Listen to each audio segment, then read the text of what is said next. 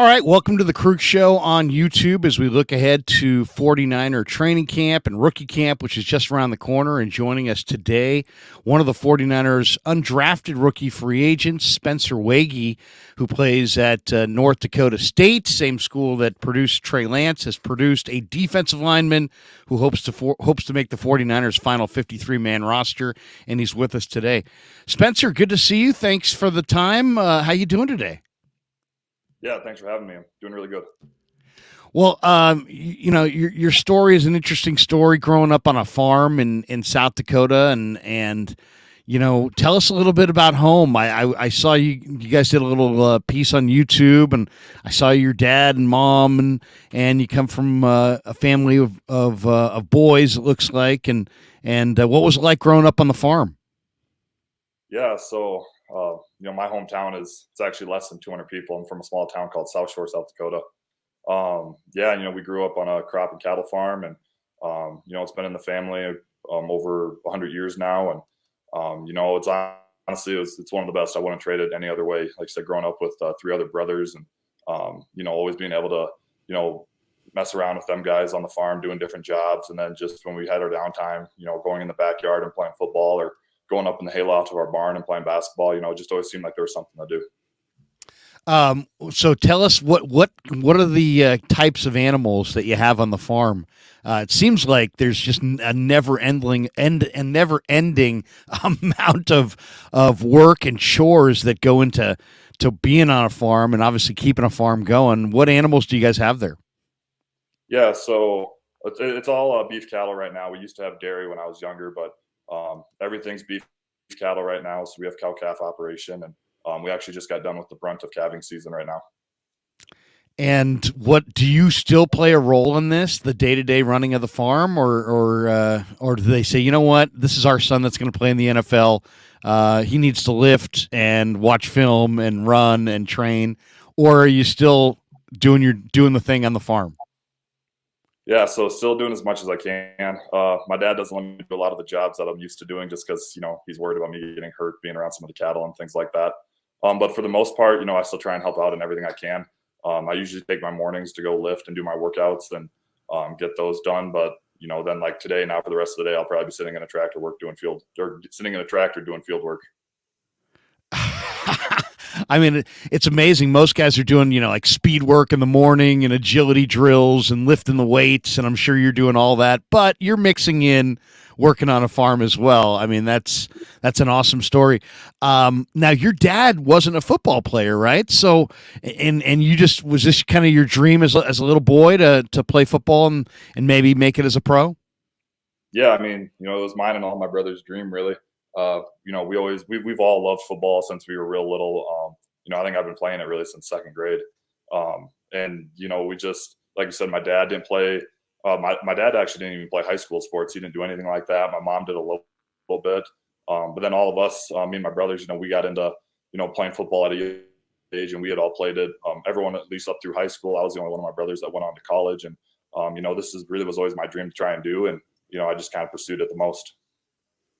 I think one of the great stories was when you were a little kid, like 8, 9, 10, you wanted goalposts in the backyard, and somehow they made that dream a reality. Tell us a little bit about that, because it's not everybody that's got football goalposts in the backyard. Yeah, so like that was kind of a doing of me and my brothers all together. But yeah, I just always thought kicking field goals was one of the coolest things in football, especially when they were longer field goals. For whatever reason, I was just fascinated by it. And so, I told my parents I wanted a goalpost because I wanted to, try and do that. And, and then the rest of my brothers were like, yeah, we should, because, we all wanted to have a football field in the backyard. So once we got the goalpost, we painted lines in the backyard, and we put BFL in the end zone for backyard football. And, we had a heck of a time with it.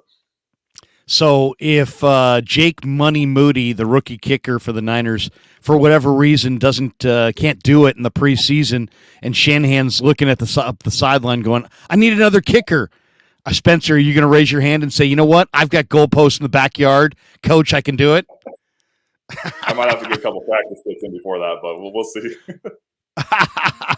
That would be something. The first 290-pound kicker. Well, what are you? What are your dimensions these days? You played inside, but you played outside. I mean, you're defensive end, right? But you're big enough to probably play inside. What's your weight at these days? Yeah, so I've been hovering right around the 300 ballpark right now. And yeah, I played mainly D end in college, but I was always I was always the biggest D end we had. I played the last 2 seasons at 280, 282, right in there. And for people who don't know your story, I mean, as far as the physical profile, you're 6'5", around 300 pounds. Ran the 40 4.91. Does that sound about right? 10-yard split, Yeah. 1.66, which I was looking at some of those 10-yard splits. Kalijah Cansey, who went in the first round and is a hell of a player, the Pittsburgh defensive tackle / defensive end. He's about 280 pounds. He ran like 1.64, which is a great 10-yard split. You got 1.66. So that, for your size and your weight, that's incredible quickness. How did you develop that?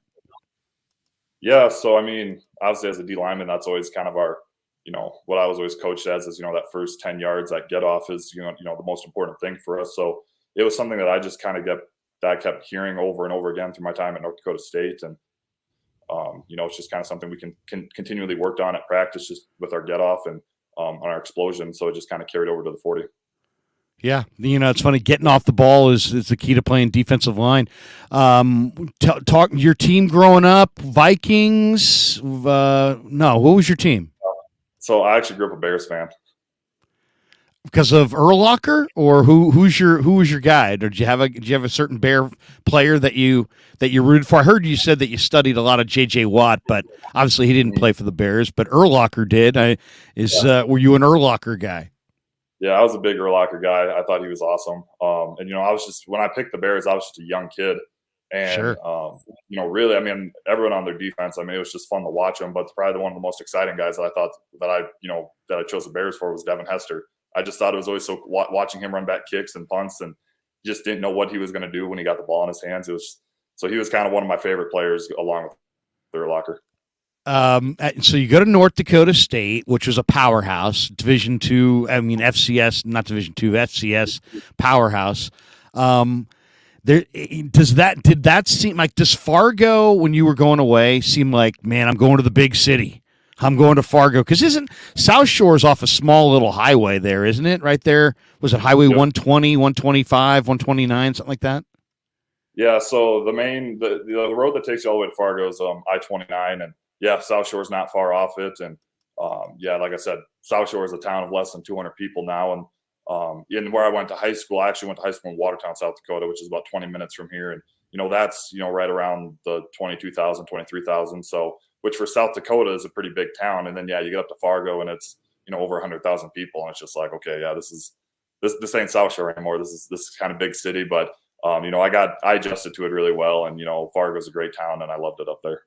The 49ers go with that wide 9 front, and I know at North Dakota State you played a little bit of everything. I thought I saw a little 3 technique, maybe even a little wide 9, a little 0 technique over the nose. I mean, they kind of moved you around.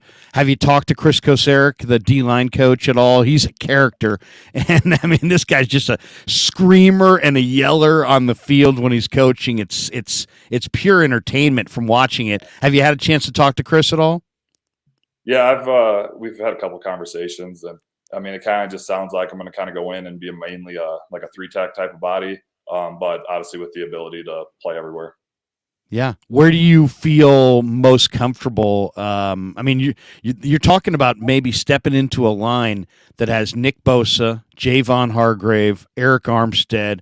I mean, there's some serious talent there on this defensive line. Where do you think you fit in? Yeah, so probably right now it's going to probably be the best around, just being a 3-tech.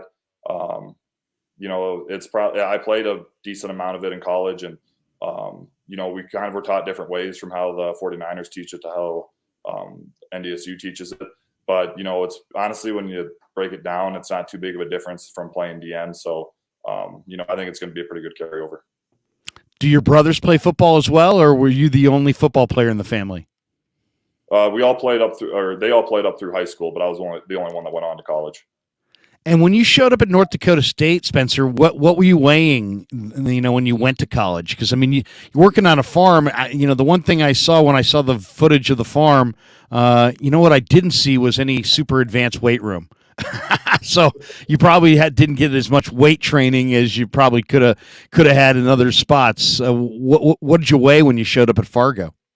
Yeah, so I was 6'4", 230. I think is when I showed up to freshman fall camp.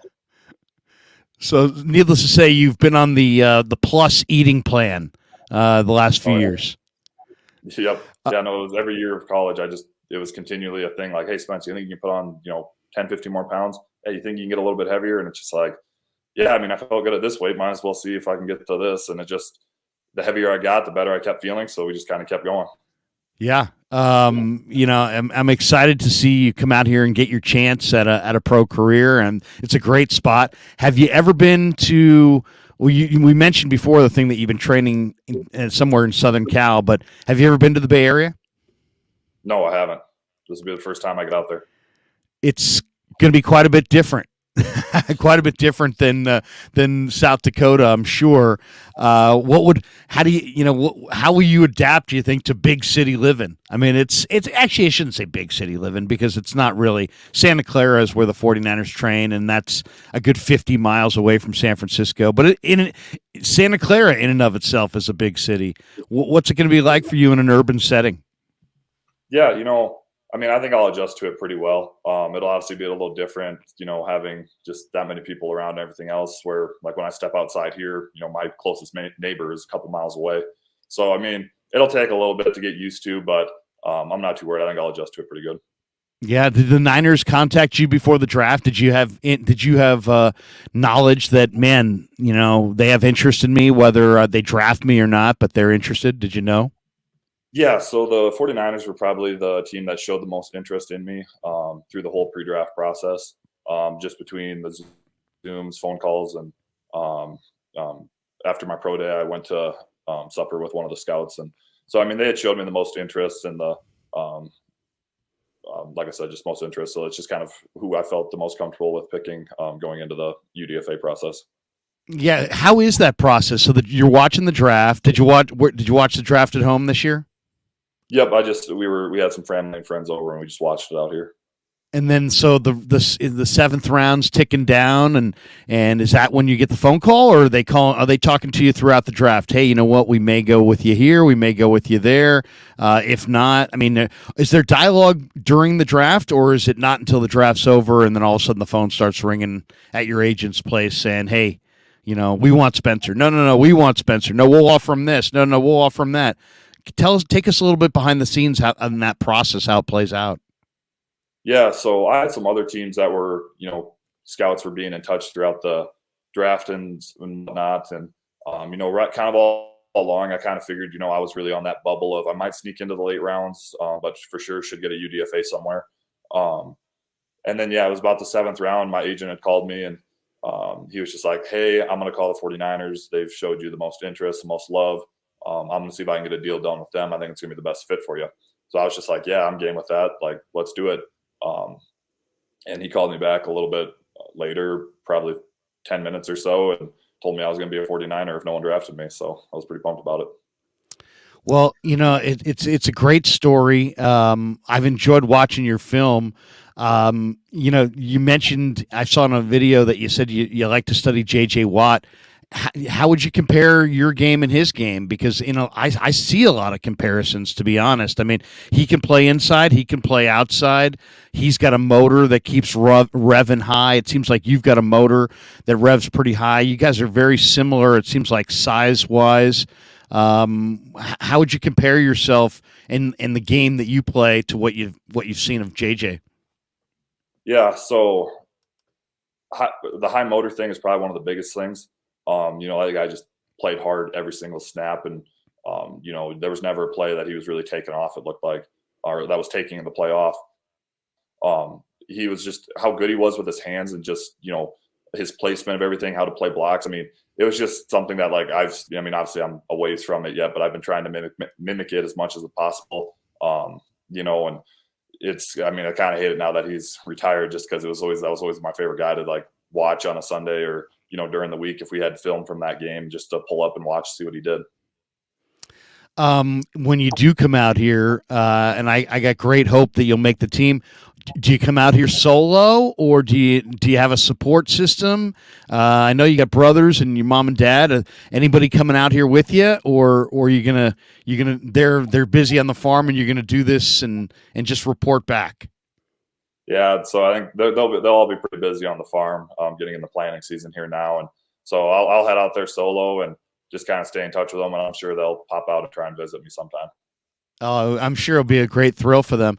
One of the things about your story that is so interesting is that you've battled adversity, physical adversity, but also tragedy. And I don't want to get too deep into it, but I know that you lost your girlfriend to cancer, and I saw that you carry your kind of a lucky horseshoe with you, to as a sign to remember her by. And are you still wearing the Superman T-shirt under your pads? Do you plan on?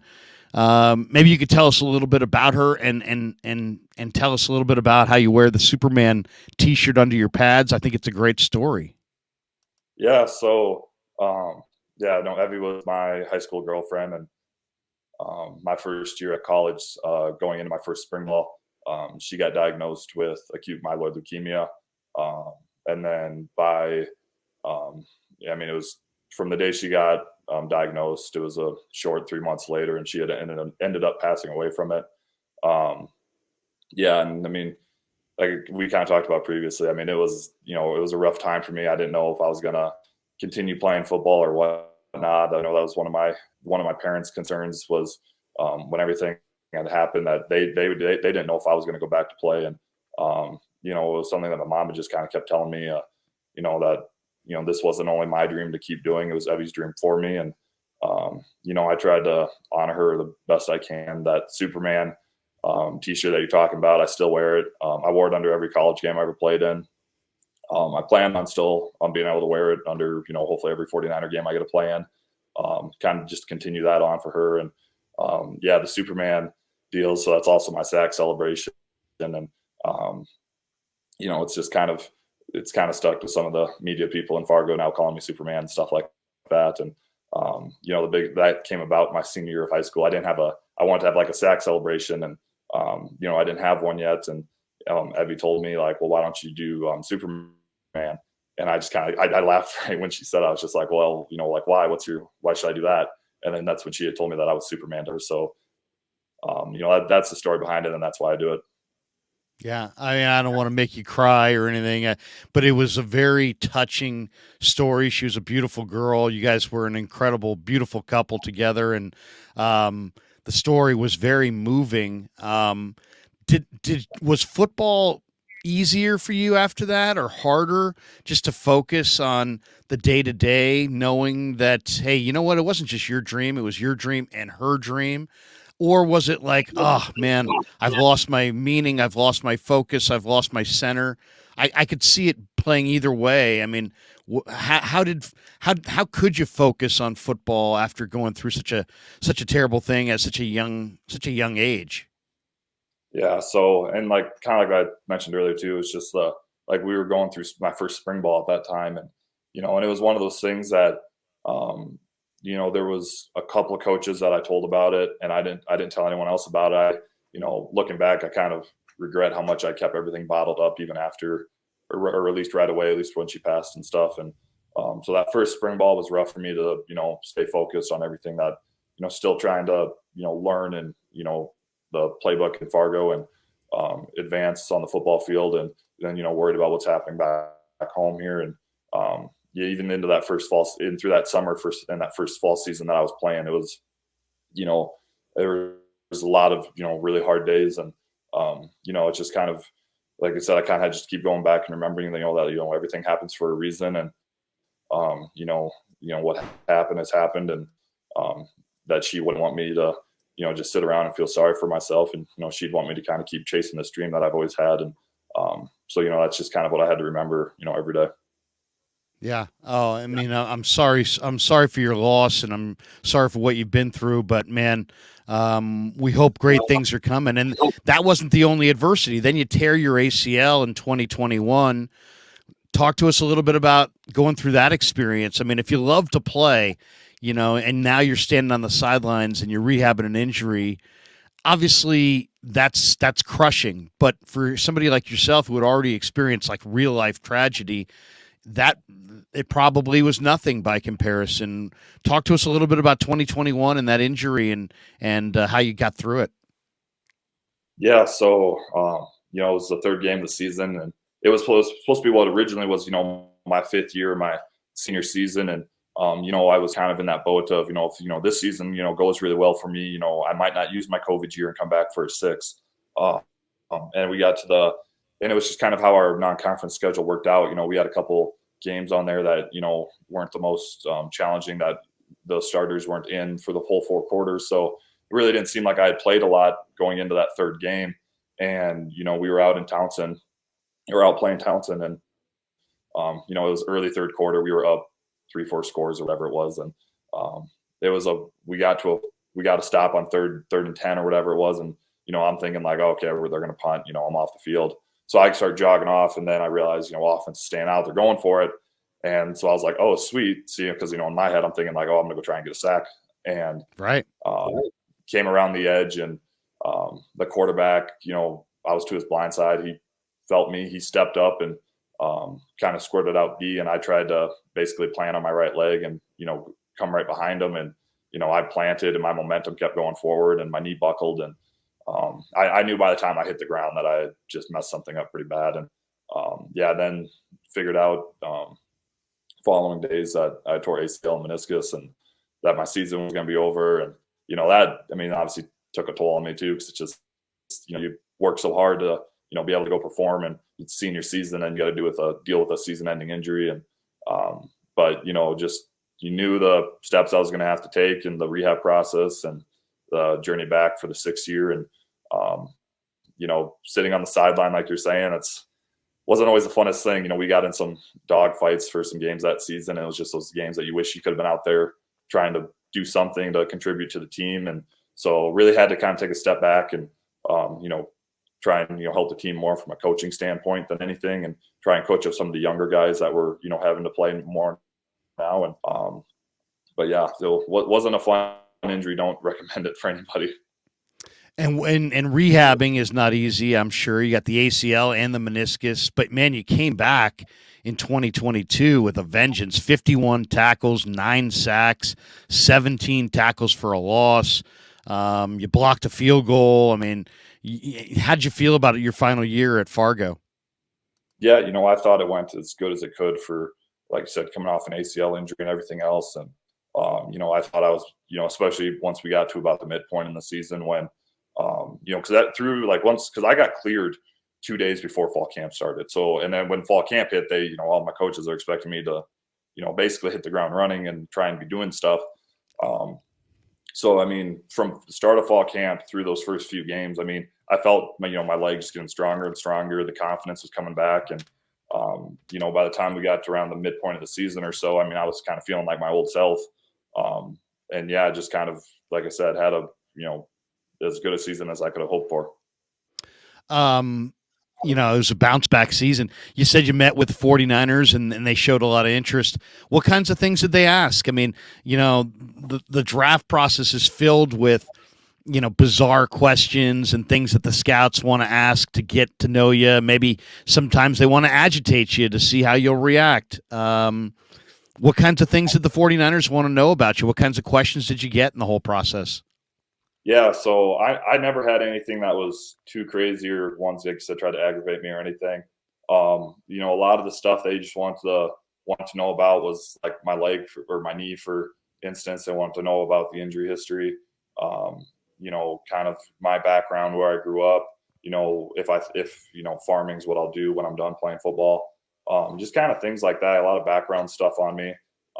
And then, obviously they'd ask stuff about, North Dakota State and the defense we played, where I felt like I was most comfortable playing, and things like that.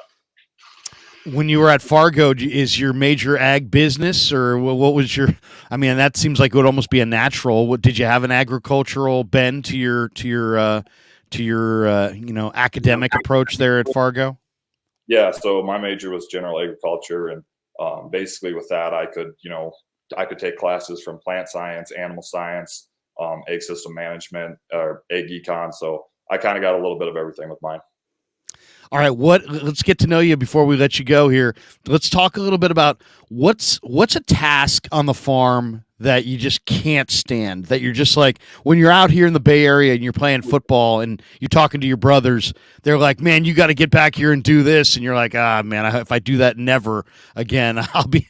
Is there a thankless job on the farm that stands out that you could share with us? Trying Because to, I've seen you milking. I've seen you. Was it actually feeding the calves? What milk bottles? yep, Milk out of a bottle, right? yep, yeah. So I don't know. It's actually kind of funny. My dad just walked in when you asked this, and he started laughing. So probably the worst job is probably picking rock. Um, there we get spots where you could walk in a circle that's no bigger than like 10 yards, and you could pick rock there for 2 hours. They just keep coming out of the ground, and so some of those hot summer days on the black dirt doesn't exactly equal out to a lot of fun. Now, describe for us what we're talking about here. Picking rock. Does that mean? Is this? I'm not understanding. Is that what do you? What's the purpose of that? Yeah, so basically, we have a machine that does it too, but basically, and like what I was just talking about, you come to a spot where the rock is so thick that you basically have to get out and start picking them all by hand because you'll run over and push them back in more than you'll actually pick them up. So you get out and you basically just start picking rocks up by hand, anywhere from this size to like this, and you got to pick them up because then when you go through the plant, you don't wreck anything on the planter, or if you combine that, it doesn't end up breaking something with the combine. The Dakotas get pretty cold, I would imagine, in the wintertime. What's it like working on a farm in the dead of winter? I mean, you gotta be beating up the alarm clock every morning, going, no, I got to get out there. I mean, it gets pretty cold, right, in South Dakota? Yeah, so it actually seemed like winter just got over here probably a couple weeks ago. There's still snow in the shelter belts out here, but yeah, like when we're calving, and we start calving in March, and we still get snowstorms into then, and it's not always fun when dad calls and that there's a new baby calf, and it's snowing below zero and 20-mile-an-hour wind. So there's days like that where it's just like, man, is this really what I want to be doing? But that's what makes it exciting. Have you ever delivered a calf? Have you ever actually been there when the calf comes out? Yeah, many times I've had to help assist the cow get the calf out. I would imagine. So you got to just reach up in there and pull it out. Pretty much, yeah. You got to reach up, find the calf, find the front legs, get the ropes or chains so far up the front legs, and then you kind of just start pulling on your own, trying to help get the calf out. And once you get it so far, we hook it up to basically this. We just call it a puller, but you hook it up to a chain and you start cranking, and it kind of does the pulling part for you, and you just kind of got to catch the calf as it comes out. It sounds like long hours. Does your mom and dad work long hours on the farm? I mean, and when you're working on the farm, as a teenager or even this age, what kind of hours do you guys put in? I mean, it's early morning, it's all day, it's right. I mean, give us a rundown of what the workload's like. Yeah, so it kind of depends on the time of year. There's obviously busier times than others, but I know Sure. right now, like my dad, he'll be up by 7 or earlier to check cows and start feeding, and I know for me, last night, I think I got done in the field around 11:30, 11:45, and when I finally called it a night. So yeah, you put in some long days. A couple last ones before we let you go, and we appreciate your time, man, and wish you nothing but success. Let's get to know you. What's like a big, it's a big Friday or Saturday night, and you're in South Dakota. What do you guys do for entertainment there?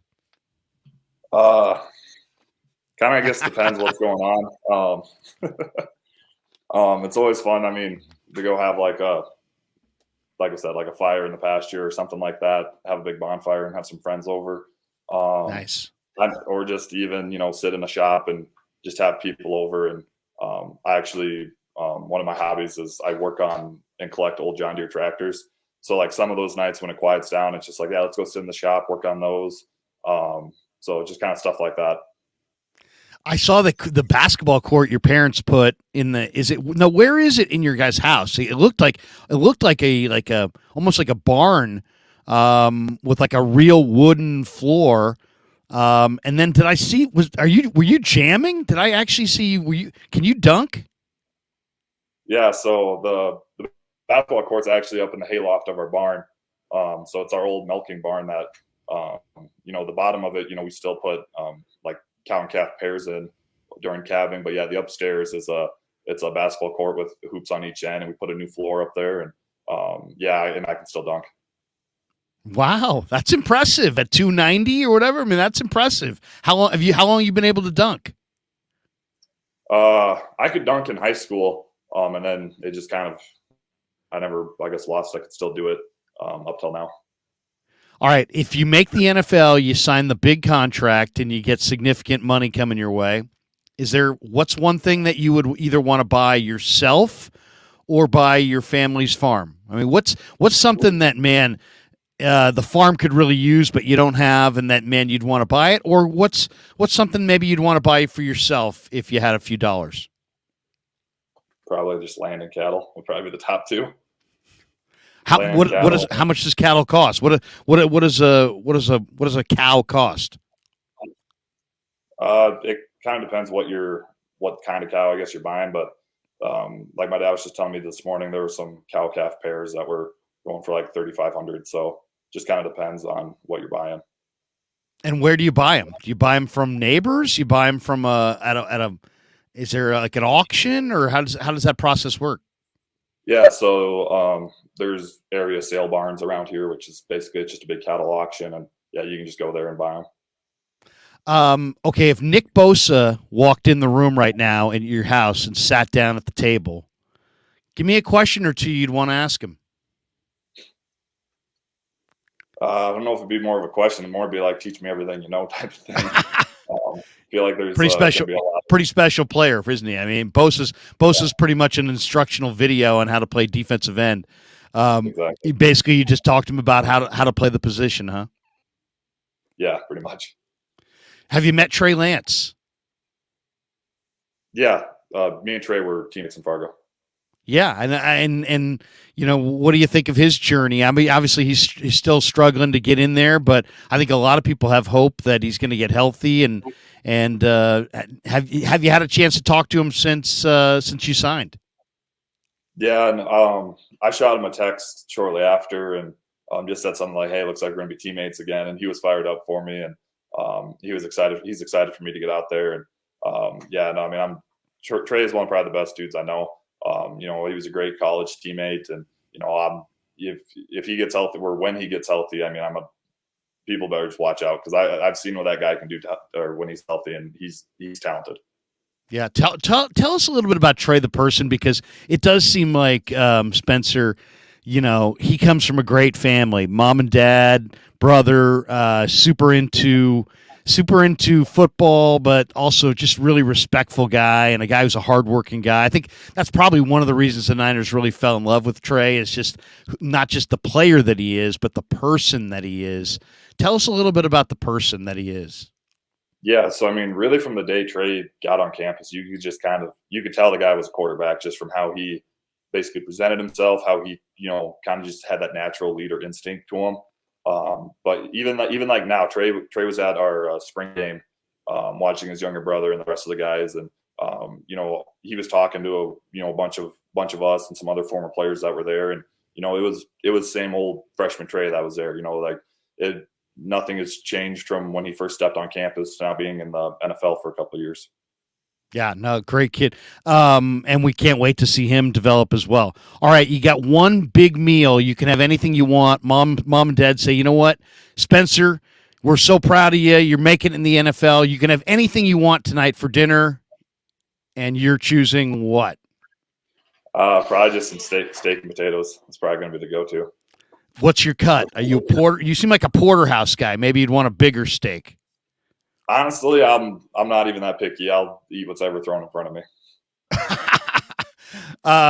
What is there a moment that you're waiting that you're looking forward to this summer where you're like, you know what? I can't wait for this. Like when you've pictured being a pro football player in your head, Spencer, is there a moment that you're thinking of, practice or being at the facility? Is there a moment that you're going to sit around and go, you know what? This is pretty damn cool. I mean, honestly, that'll probably kick in shortly once I get there. Being like, well, I'm a part of the 49ers, part of the NFL. Like, this is awesome. And I mean, even just like when we get to like training camp and stuff in the fall and, start really, kind of narrowing down if you're going to make or if I'm going to make the team or practice squad or what's going to happen. I mean, all that stuff. It's just so exciting. Looking forward to. What's one thing you'd want the 49er fans to know about you? Probably just going to be that, you're going to get a hard-working kid from South Dakota that's going to do whatever he can to help the team win. That sounds awesome. And give me, this is also a great opportunity. Nobody gets here alone, right? Nobody makes it to the NFL alone. You got a support system. You got brothers and you got mom and dad. You had coaches, probably coaches that care a lot about you in Fargo, a lot about you there in South Dakota. Shout out the people that have helped you get to this point, Spencer, because and I know, man, none of this happens by accident and none of this happens solo. There's a lot of people that help us along the way. Who are the people that were really instrumental in helping you get to this point? Yeah, so I mean, obviously I got to say my parents, my brothers, they were always in my corner from day one, watching or knowing I would succeed. And, they've been obviously the biggest support system I've had. And then, you get up to Fargo and I mean, all my teammates have been, by my side from when they found out about Evie passing to, my knee injury and everything. Like, they've been by my side and, kept me coming along. And, a huge thanks to all them guys. And even my coaches, Coach Gazer, Coach Buddha, Coach Roll, who recruited me, and Coach Entz. I mean, I've had a lot of long conversations with all of them and, wouldn't be here without all them guys. Two last ones. The Hula Bowl. You played in the Hula Bowl. What was that experience like? Yeah, so that was actually a really fun time. That was my first time ever being in Florida, and just getting down there and practicing, under former NFL coaches and with a lot of guys who played in FBS, FCS, D2, and just kind of seeing some new faces down there was a lot of fun. And then the game was a really good experience too. How'd you do in the game? I didn't see the game. I heard that you had gone to the Hula Bowl, but I missed taping that game. How did you play? Yeah, no, I thought I played really well and ended up getting a sack there towards the end of the game when the other team was had to go drive to try and take the lead. So, I thought I had a really good game. Awesome. Last one. Are you gonna bring your lucky horseshoe out here with you to California? Well, I saw that when you make long drives, you got the horseshoe right there in the car, and when you're I've heard you say you put it on the pillow some nights. I mean, I know it's a item that helps you remember your loved one that you lost. Is the horseshoe making its way to California on this trip? Yeah, I mean, I'd like it to. I always get scared with airports. I never know how that's gonna react because obviously, like that's something like I don't want to put that in. Like I want to keep that on my carry-on, so it's like close to me. So it's one of those things I never know how airports are gonna take it. So I'm always scared to take it on like even our away trips and things like that. But it'll be out there at some point. Hey man, I look forward to meeting you. Are you coming out for the rookie mini camp at the end of the week? Yep, I head out on May 11th. Fly out there. Well, man, it's the beginning of a brand new journey. Congratulations on getting signed by the Niners, and should be a phenomenal summer. I wish you nothing but success. I'll make sure I come over and say hi in the locker room during the rookie camp. And thanks for stopping by. It was a pleasure getting to know you. And we're all big Spencer Waege fans, man. So hopefully you do your thing out here. If they give you any number, what number do you want? I mean, I'd love to be able to keep 99, but I don't think that's going to be able to happen. But then after that, I mean, whichever, I guess. It don't matter too much to me. Do you wear 99? Is that Watt's number? Mm-hmm. Is that why you wear 99? Yeah. So just like I said, tried to mimic JJ every way I could.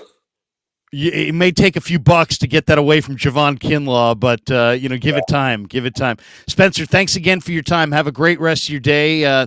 Tell everybody on the farm that we're rooting for you here in the Bay Area, and hopefully we'll see you during the rookie minicamp. And we wish you nothing but great success in your attempt to make this roster and carve out an NFL career. Thanks very much for your time. Yeah, thank you guys for having me. Spencer Waege, North Dakota State, the newest 49er stopping by on the Krueg Show, and we appreciate him for doing so.